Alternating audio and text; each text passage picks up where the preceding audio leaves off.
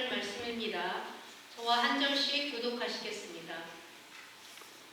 우리 조상들은 이 산에서 예배하였는데 당신들의 말은 예배할 곳이 예루살렘에 있다 하더이다. 예수께서 이르시되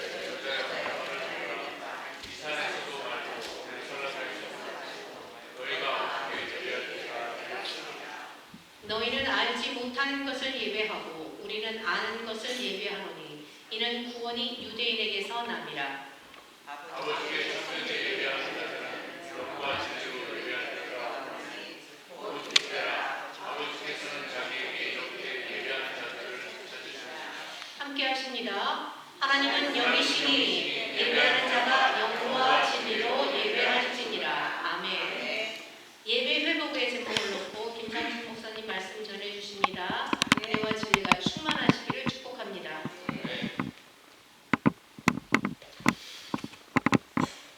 하나님 아버지, 이 자리에 무게가 무겁습니다. 또 두렵습니다. 그럼에도 불구하고 주님을 의지하고 말씀을 배우고자 합니다. 성령께서 함께 하시고 말씀을 같이 나눌 때에 우리 모두가 하나님 말씀에 하나가 되게 하시고 성령의 인도하심에 따라 깨닫게 하시며 이 말씀을 통해서 더욱더 우리가 주님과 하나 되는 삶을 살아갈 수 있도록 인도하여 주옵소서. 여러 가지 사정과 환경에 의해서 많은 분들이 같이 예배에 참석하지 못하지만은 하나님 그 자리를 기억하시고 그들을 지키시고 인도하시며 성령의 인도하심이 함께하여 주옵소서. 예수님의 이름으로 기도합니다. 할렐루야. 우리 하나님은 전능하신 하나님이시지만은 언제나 사람을 찾으십니다. 하나님은 사람을 찾고 또 사람을 쓰시기를 원하신다는 것이지. 우리는 방법을 찾습니다. 또 부응할 수 있는 프로그램을 찾습니다. 그러나 하나님은 언제나 사람을 찾으신다는 것입니다. 소돔과 고모라 땅을 심판하실 때도 우리 하나님은 의인 10사람을 찾으셨습니다. 예레미야 시대 때에도 예루살렘 성전에 대해서 심판하실 때에 예레미야 5장 1절에 보니까 이렇게 얘기하고 있습니다. 정의를 행하며 진리를 구하는 자 한 사람을 찾는데 이 성읍에서 그 한 사람을 찾을 수 있다면은 내가 용서해 주겠다라고 말씀하셨습니다. 정의를 구하며 진리를 행하는 자, 정의를 행하고 진리를 구하는 그 한 사람을 우리 하나님이 찾으셨다는 것입니다. 에스겔 선지자 때도 마찬가지입니다. 에스겔서 22장 30절에 보니까 이 땅을 위하여 성을 쌓으며 성 무너진 데를 막아서서 나로 하여금 멸하지 못하게 할 사람을 내가 그 가운데서 찾다가 찾지 못했다라고 말씀하고 있습니다. 예루살렘을 위해서 중보하고 예루살렘을 위해서 기도하는 그 한 사람을 찾았지만은 하나님께서 찾지 못했다라고 말씀하고 있습니다. 그렇습니다, 여러분. 이렇게 우리 하나님은 언제나 사람을 찾습니다.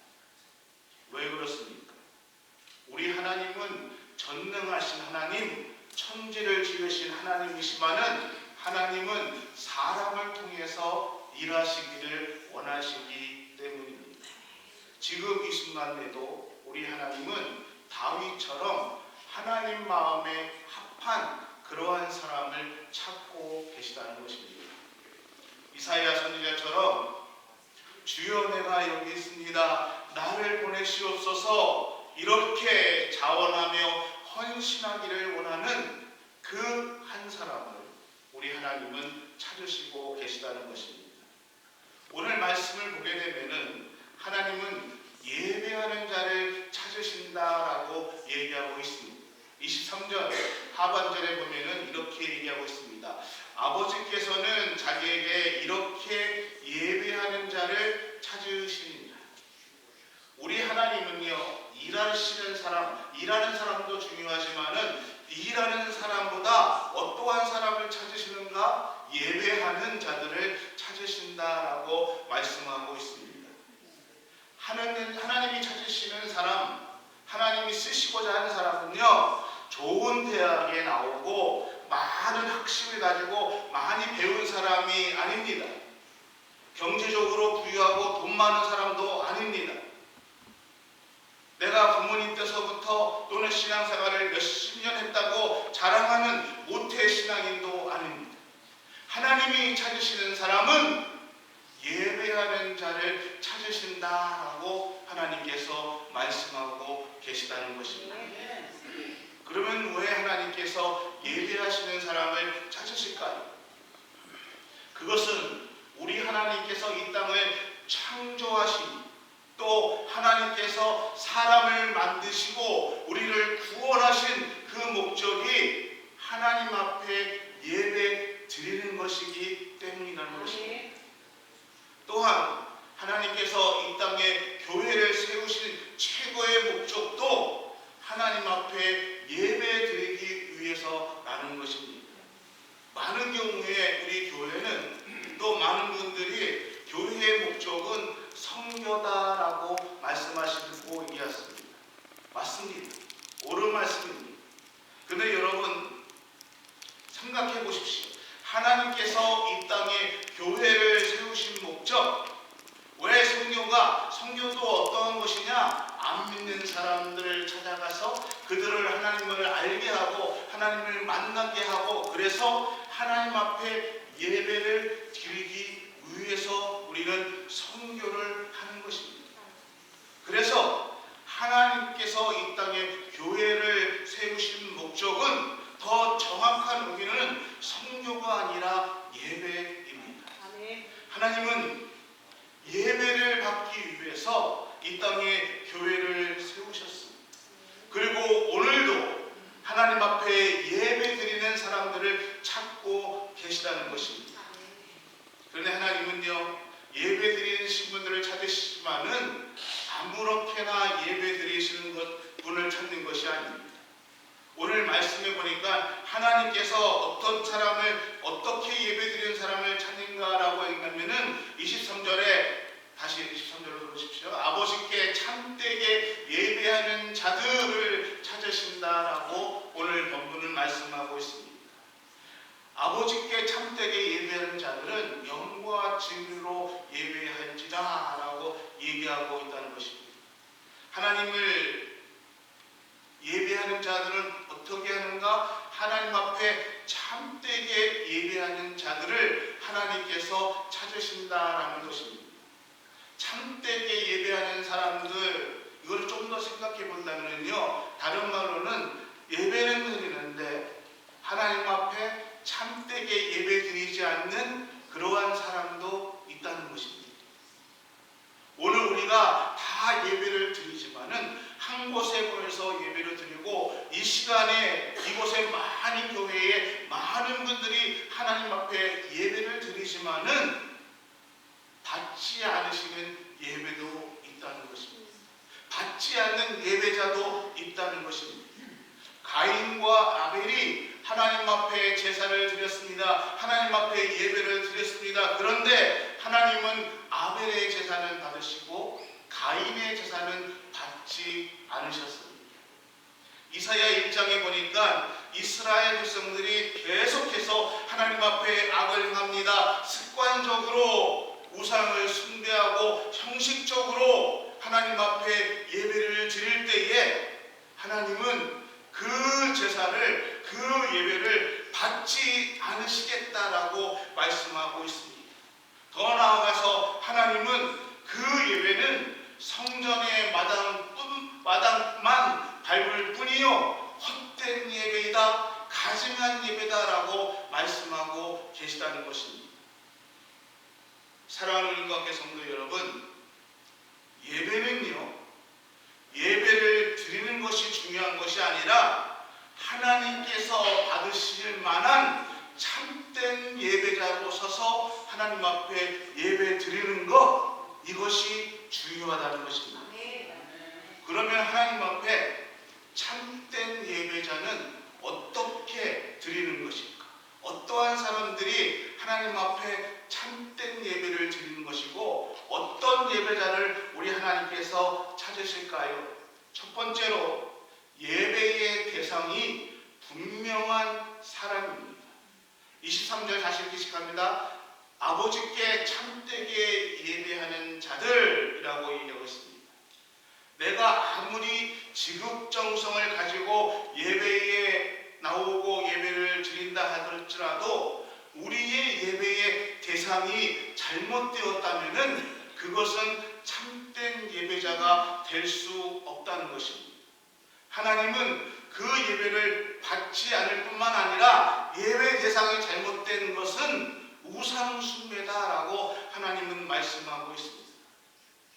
그러면 오늘 우리의 예배의 대상이 누구입니까? 예수님은 우리에게 분명하게 말씀하고 계십니다. 아버지께 참되게 예배하는 자는 우리의 예배의 대상은 천지를 창조하신 또 우리를 구원하신 하나님 아버지라는 것입니다. 여러분, 예배는요 아무나 드리는 것이 아닙니다. 교회는 아무나 나와서 예배 드린다고 생각하지만은요 예수님을 믿고 그 하나님이 나의 아버지라고 고백하는 자들이, 고백하는 사람들이 이곳에 나와서 하나님 앞에 예배 드리는 것입니다. 예배는요 하나님의 자녀된 그 자녀들이 누릴 수 있는 영광된 축복, 영광된 특권이 바로 오늘 이 시간 우리가 드리는 하나님의 예배라는 것입니다.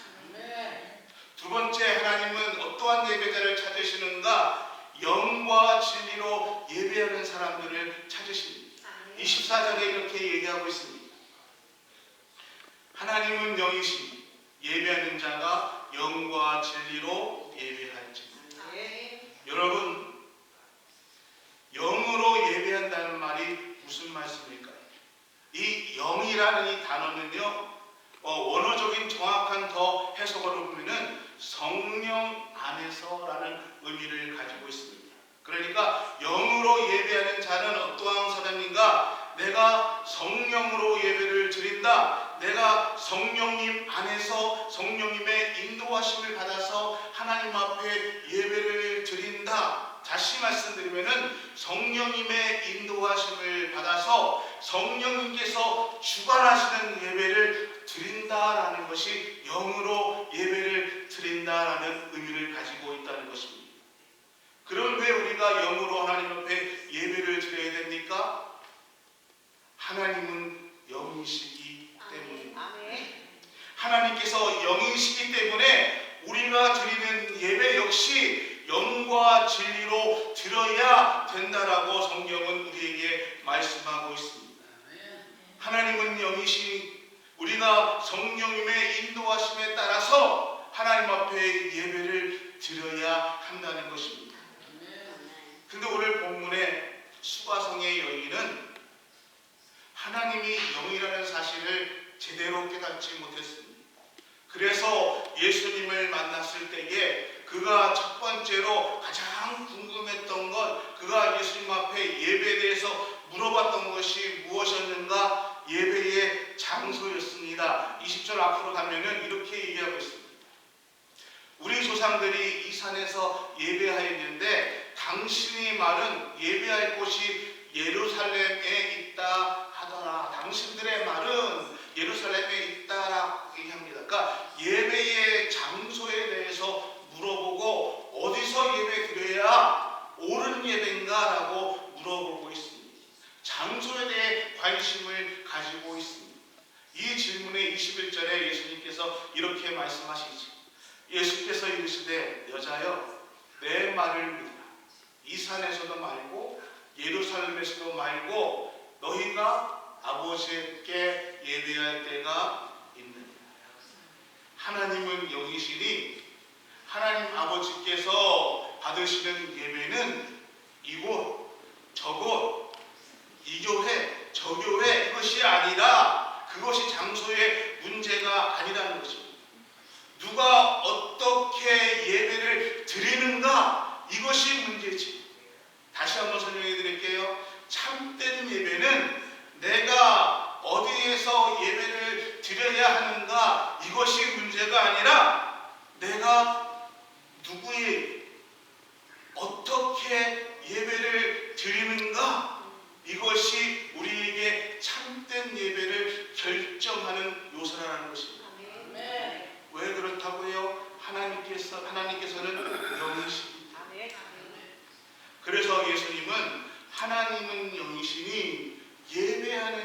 너희가 영과 진리로 예배할지라라고 말씀하고 계신 것입니다.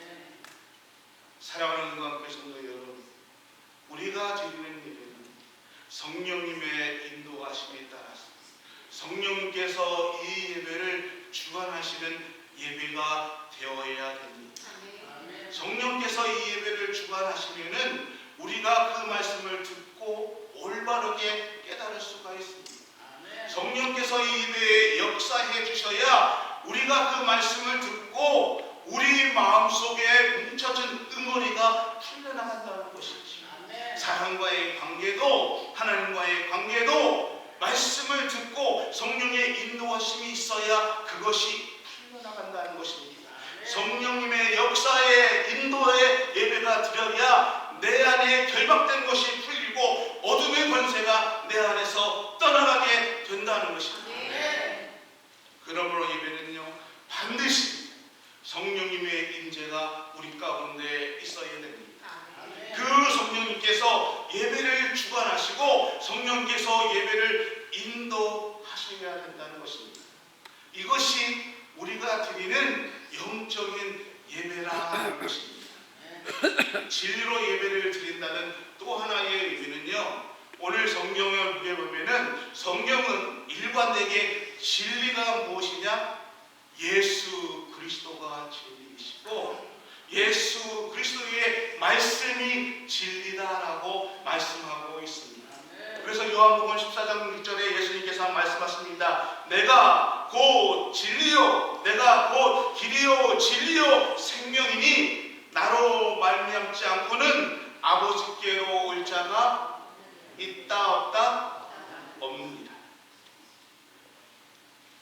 사랑하는 관계 성도 여러분, 이 땅이 거룩하신 하나님과 우리 사이에 중보자가 되실 분은 오직 예수 그리스도 한 분이십니다.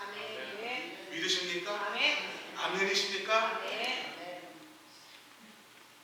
사랑하는 관계 성도 여러분, 이것만 여러분이 아신다면은 설교 끝. 제가 더 이상 무슨 설교를 하겠어요? 우리의 중보자가 예수 그리스도, 우리의 구원자가 예수 그리스도입니다. 이렇게 고백하시는 분들에게 무슨 설교를 더 하겠습니까? 그러니까 설교 끝. 근데 여기서 끝내면은 섭섭하시죠? 여러분, 예수님의 이름을 힘입지 않으면은 그 어느 누구, 그 어떠한 권세를 가졌다 할지라도 하나님 앞에 나아갈 사람은 아무도 없습니다. 우리는 예수 그리스도의 십자가의 보혈의 공로를 하나님의 은혜의 보좌 앞에 나아갈 수 있다는 것입니다. 내가 아무리 선하게 살았다 할지라도요, 내가 아무리 의롭다 하게 살았다 할지라도요, 또 살면서 많은 사람들에게 큰 업적을 남겼다 할지라도 그 업적 갖고 그 선행 갖고 그 누구도 하나님 앞에 나아갈 수 없다는 것입니다. 그렇기 때문에 진리로 예배를 드린다는 이 말은요, 내 선행과 공로와 내 의를 다 내려놓고 예수 그리스도의 이름, 예수 그리스도의 보혈의 공로를 의지해서 하나님 앞에 드리는 예배가 진리의 예배라는 것입니다.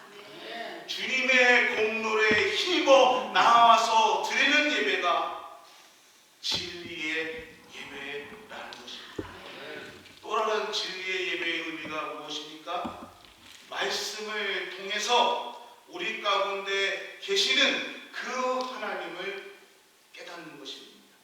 여러분, 하나님께서 우리에게 성령을 주신 많은 이유가 있지만은 신학적으로 대표적인 두 가지 이유는, 첫 번째 구원의 계시입니다.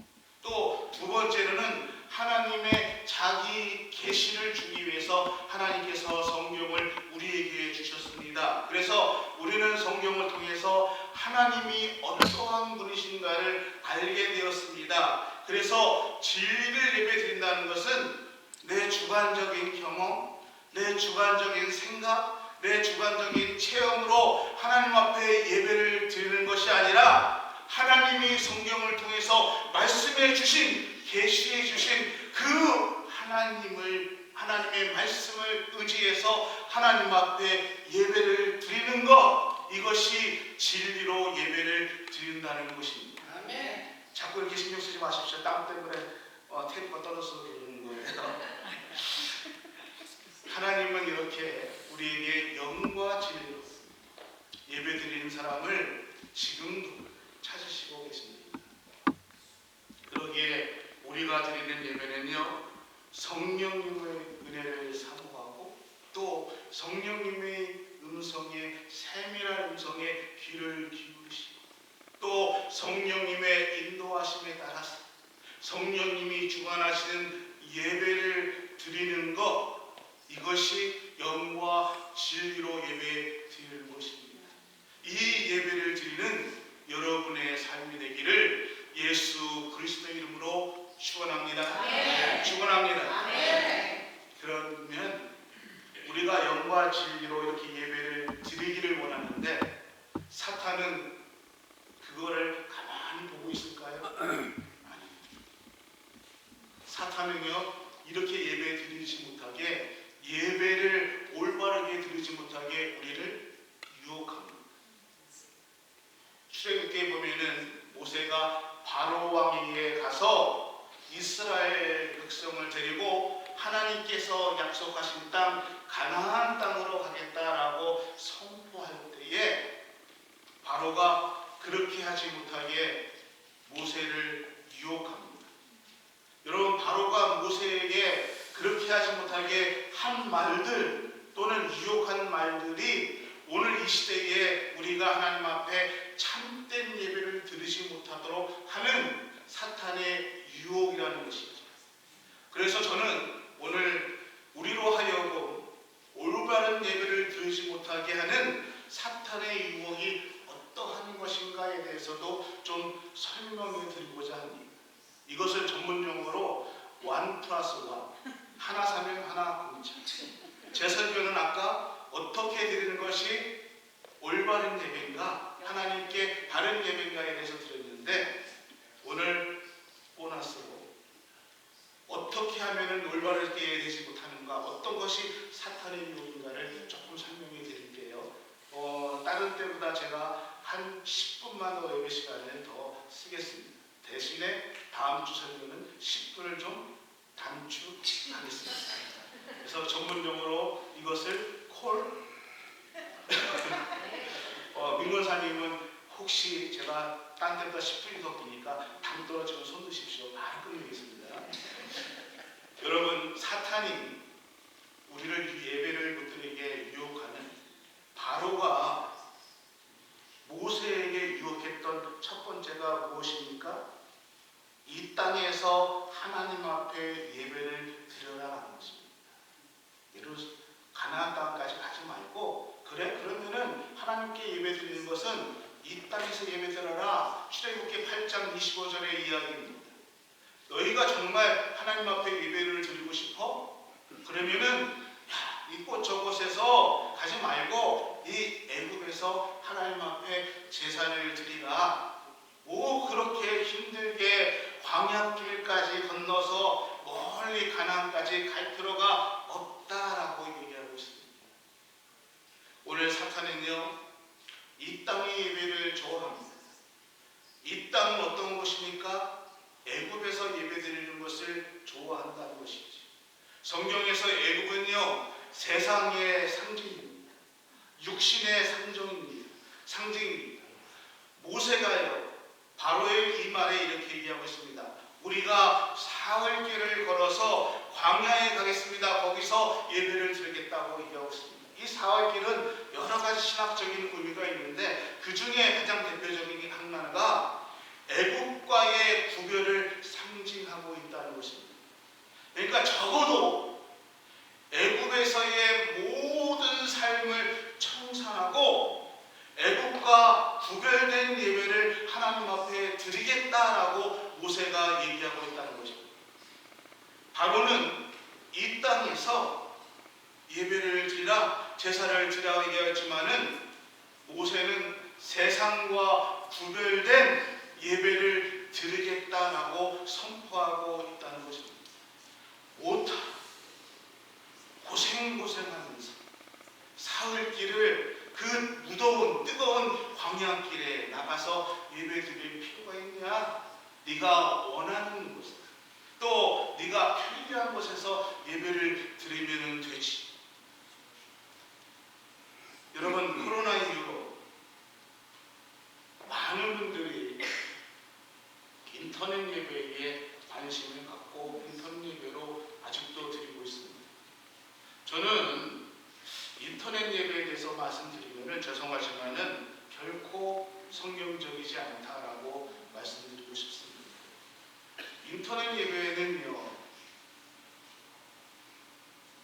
건강의 문제로 병원에 입원하셨던가 아니면은 또는 여러 가지 이유로 사정으로 인해서 예배에 참석하지 못하시는 분들이 그들이 교회 나와 예배를 드리지 못하지만은 비록 그렇게 어려움이 있지만은 그래도 인터넷을 통해서 하나님 앞에 예배를 드릴 수 있도록 그렇게 했던 프로그램이지, 그렇게 해서 준비된 것이 인터넷 예배이지, 내가 원하는 시간에 내가 원하는 방법, 내가 원하는 장소에서 그냥 인터넷을 통해서 드리면은 그것도 말씀을 들었으니까 예배이다라는 것이, 여러분, 이것이 우리의 예배가 돼서는 안 된다는 것입니다.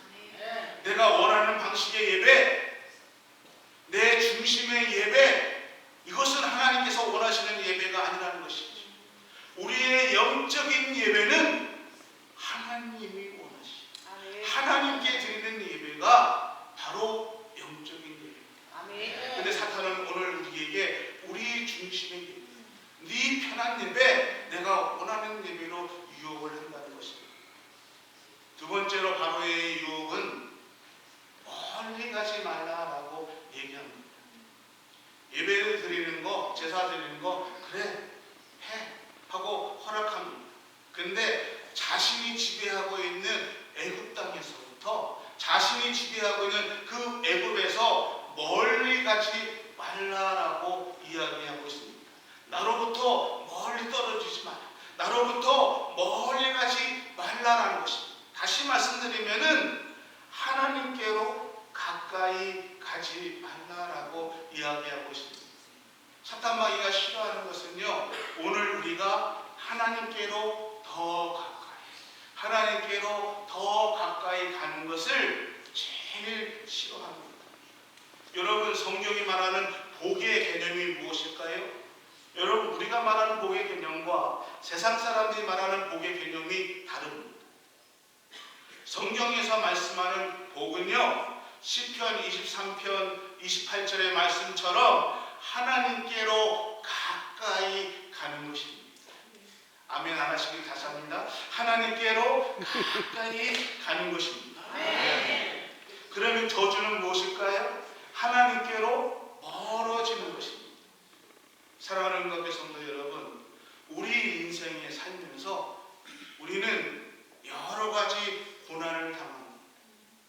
때로는 육신의 어려움을 당하고 사람 때문에 마음이, 심령이 상할 때가 있습니다.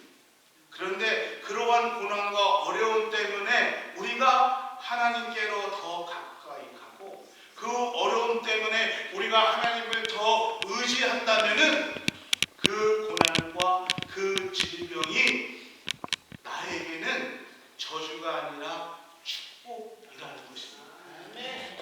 근데 우리가요, 한 것마다 잘, 한 것마다 성공. 그래서 잘 나가서 너무너무 바빠서 내가 하나님과 멀어지고, 또 하나님과 멀어진다면은 세상 사람들은 우리를 보면서 저 사람은 손만 대면 성공해, 야, 애들도 잘 돼, 물질도 저렇게 잘 돼, 모든 일에 성공해서 복받은 사람이야, 이렇게 말할지 모르겠지만은 성경은 그것을 복이라고 말하지 않는다는 것입니다. 왜요? 하나님과 멀어지는 것은 저주이기 때문입니다. 그러니까 사탄의 유혹은 무엇입니까? 예배를 드려라. 그런데 하나님께 너무 가까이 가지 마.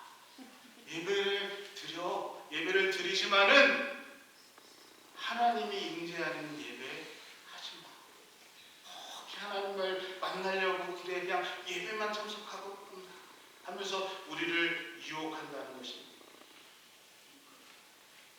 만약 우리가 예배에 소홀해진다면 우리가 형식적으로 또는 습관적으로 예배를 드리는 예배자의 모습을 가진다면은 죄송하지만 그 사람은 그 심령은 반드시 하나님과 멀어질 수밖에 없다는 것입니다.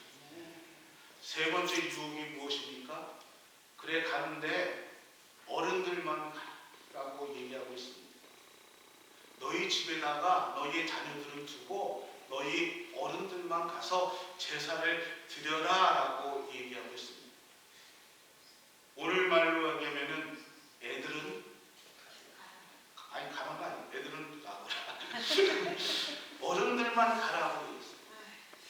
야, 지금 너희 자녀가 대학이라는 중대한 고비가 있지 않냐? 그러니까 자녀는 공부하고 네가 가서 기도해. 너희 자녀만 놔두고 너희 자녀는 놔두고 너만 와서 예배 드려.